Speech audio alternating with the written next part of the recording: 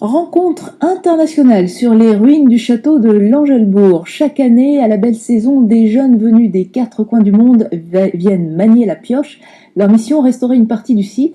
Sur place, en ce moment, se côtoient 7 nationalités différentes. Alexandra Bucure, Eric Leinhofer. Ils viennent des 4 coins de la planète, Corée du Sud, Taïwan, Suède ou encore Espagne. Ils viennent de milieux différents, certains n'ont même jamais touché une pioche de leur vie. Pourtant, ici sur le chantier de Langelbourg, ils se sont réunis avec une même envie, se rencontrer.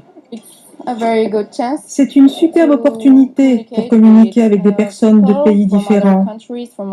Et c'est aussi un lieu génial pour travailler et se faire des muscles, surtout quand on est une fille.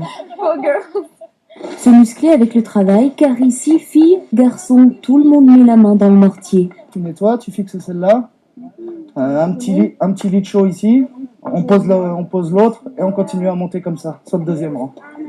12 jeunes qui ont une mission, restaurer les ruines du château. Et pour cela, il a fallu faire tomber une barrière, celle de la langue. Alors on communique, nous, principalement en anglais. Alors après, on a toujours le souci de savoir que une langue de chat ou une truelle, on n'a pas forcément le vocabulaire. Donc ça s'appelle bilip ou spoons ou n'importe quoi, mais c'est toujours des noms un peu bizarres. Après, voilà, une fois que les choses se sont mises en place, tout le monde commence à comprendre un peu comment ça doit fonctionner. Ça s'organise. Un chantier de 3 semaines et qui commence à prendre forme.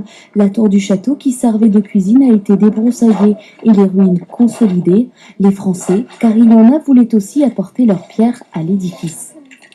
D'habitude, on se promènerait ici, on ne ferait pas forcément attention à la manière dont ça a été fait, tout le travail qui a été fait derrière et finalement, c'est vachement intéressant de s'en rendre compte en fait.